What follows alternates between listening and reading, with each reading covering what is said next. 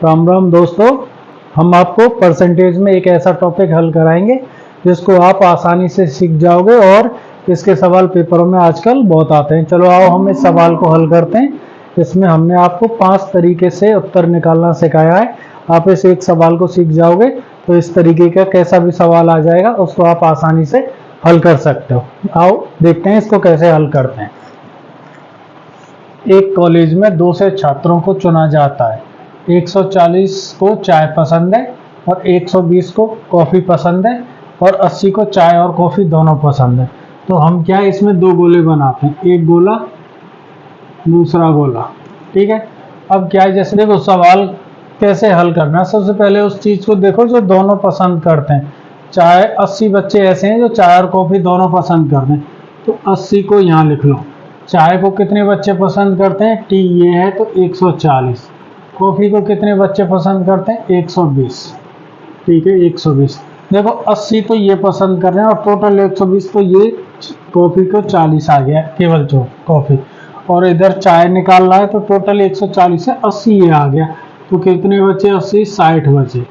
अब देखो सवाल हमारा सॉल्व हो गया। अब देखो उत्तर ज्ञात करते हैं। कितने छात्र केवल चाय को पसंद करते हैं। देखो चाय वाला कॉलम ये है, ये बच्चे तो ऐसे हैं जो चाय और कॉफ़ी दोनों पसंद करते हैं, तो केवल चाय को पसंद करने वाले कितने बचे, 60। ठीक है, अब देखो अगला, कितने छात्र केवल कॉफ़ी पसंद करते हैं, तो कॉफ़ी कितने बच्चे पसंद करते हैं, 120। और यहाँ तो ये दोनों चाय और कॉफ़ी दोनों पसंद करते हैं, तो केवल कॉफ़ी कितने बच्चे, 40 बच्चे। ठीक है, ये आ गया। अब कितने छात्रों को ना तो कॉफ़ी पसंद है ना चाय पसंद है। देखो अब देखो 60 बच्चे तो ऐसे हैं जो चाय पसंद करते हैं, 80 बच्चे ऐसे हैं जो चाय और कॉफ़ी दोनों पसंद करते हैं और 40 ऐसे हैं जो कॉफ़ी पसंद करते हैं। इनका टोटल करो तो ये आ रहा है 180, तीनों को जोड़ोगे। अब बच्चे कितने हैं, 2 से, तो कितने बच्चे बचे इसमें से, 2 से माइनस 180 बराबर 20 बच्चे ऐसे हैं जो कुछ भी पसंद नहीं करते। ठीक है, अब अगला सवाल क्या है, कितने छात्रों को चाय या कॉफ़ी में से केवल एक पसंद है, केवल एक पसंद है। अब ये तो ऐसे बच्चे हैं जिनको दोनों पसंद है, एक पसंद कितना है, 60 को चाय पसंद है और 40 को, तो कितने आगे, 60 प्लस 40 बराबर 100। इसका आंसर आ गया 100। अब कितने विद्यार्थियों को कम से कम एक पेय पसंद है, कम से कम एक पेय। तो देखो 20 बच्चे तो ऐसे हैं जिनको कुछ भी पसंद नहीं है, बाकी के सबको पसंद है, तो 200 में से -20 घटा दो, 180 आ गया। इसका उत्तर हो गया 180। कैसे हल किया, देखो 60 इनको केवल चाय पसंद है, इनको चाय कॉफ़ी दोनों पसंद है, इसको कॉफ़ी पसंद है, टोटल जोड़ लिया 180 बच्चे आ गए। अब एक बार और मैं इसको आपको समझाता हूँ कैसे हल कर रहे हैं हम इन सवालों को। देखो क्या है, इसमें दे रखा है 2 से टोटल बच्चे हैं। ठीक है, अब उसमें बच्चे उसने 3 तरीके के दे रखे हैं, तो मगर 2 चीज़ें हैं, चाय और कॉफ़ी। तो चाय पीने वाले बच्चे 140, कॉफ़ी पीने वाले 120। अब 80 बच्चे ऐसे हैं चाय और कॉफ़ी दोनों पीते हैं, तो दोनों लिख लिए। अब ये 140 चाय पीते हैं, तो 80 तो ये आ गए, बचे कितने, 60 ये आए। और इधर जैसे कॉफ़ी पीते हैं 120, 80 ये आए, तो 40 ये बचे। अब इसमें हमसे पूछा था, इसमें केवल चाय पसंद करने वाले बच्चे, केवल चाय तो ये पियेंगे 60, क्योंकि ये तो कॉफ़ी भी पीते हैं साथ में। अब जैसे केवल कॉफ़ी पसंद करते हैं, केवल कॉफ़ी ओनली 40, ये तो चाय भी पीते हैं।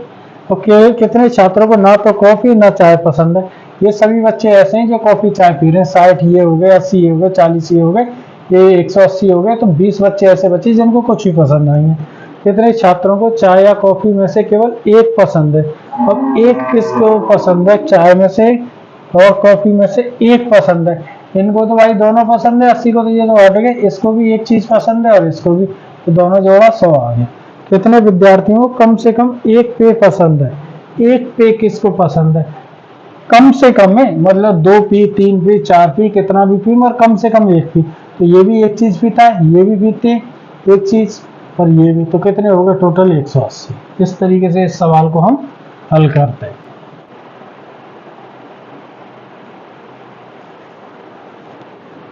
देखो ये सवाल किस तरीके से हल होगा। एक 60 छात्रों की कक्षा में 40% केवल हिंदी और 25% केवल इंग्लिश वो बाकी दोनों भाषाएं बोल सकते हैं, तो कितने छात्र इंग्लिश बोल सकते हैं, ये हमें निकालना है। तो देखो दो चीज़ दे रखी है, एक इंग्लिश दे रखी है और एक हिंदी दे रखी है। तो दो गोले बनाओ, एक इंग्लिश का एक हिंदी का। ये बना लिया इंग्लिश का और ये बना लिया एक हिंदी का। अब देखो इसमें क्या टोटल हमें 60 दे रखे, तो इसमें क्या 25 इंग्लिश बोल सकते हैं, बाकी के दोनों। तो देखो ये 40% केवल 40% केवल हिंदी, ठीक है, और 25% केवल इंग्लिश।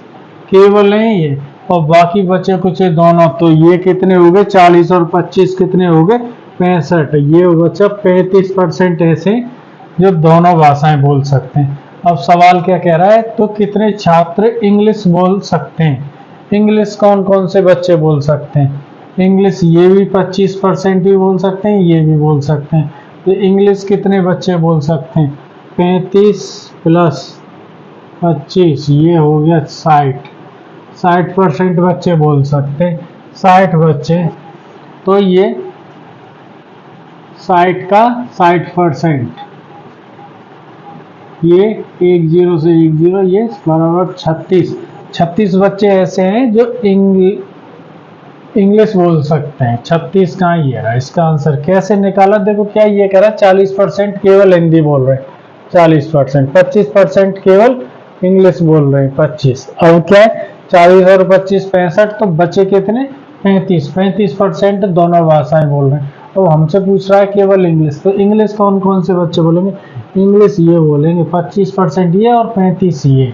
तो कितने हो गए 25 और 60% 60 का निकाल दे 36 बच्चे। देखो इस सवाल को किस तरीके से हल करते हैं।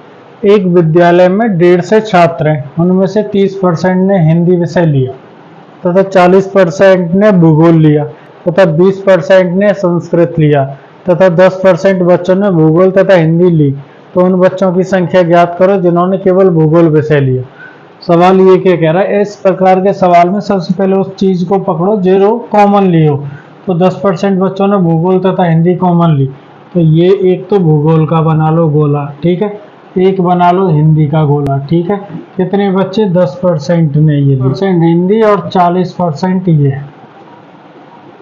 अब देखो 10% दोनों ले रहे हैं, तो केवल भूगोल कितने बच्चों ने ली 30% ने, और केवल हिंदी कितनों ने ली 20% ने। और केवल भूगोल पूछा है तो भूगोल कितने बच्चे ले रहे हैं 30%।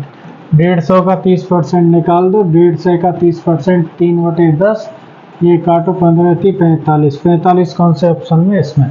कैसे हल किया, इस प्रकार के सवालों में आप सबसे पहले तो देखो कॉमन कौन कौन है, कि मतलब इसमें दे रखा है 10% बच्चों ने भूगोल और हिंदी ली, तो 10% कॉमन वाले चित्र में रख दो। अब कॉमन में रख दो, फिर उसके बाद देखो हिंदी कितने बच्चों ने ली, हिंदी ली आपके 30% ने और भूगोल ली 40% ने। सवाल पूछ रहा केवल भूगोल। केवल भूगोल कब निकलेगी, जब यदि भूगोल में से हिंदी वालों को घटा देंगे, 10% हिंदी और भूगोल दोनों ले रहे हैं, तो बचे कितने 30, और 150 का 30% निकाल दो 45 आंसर आ जाए।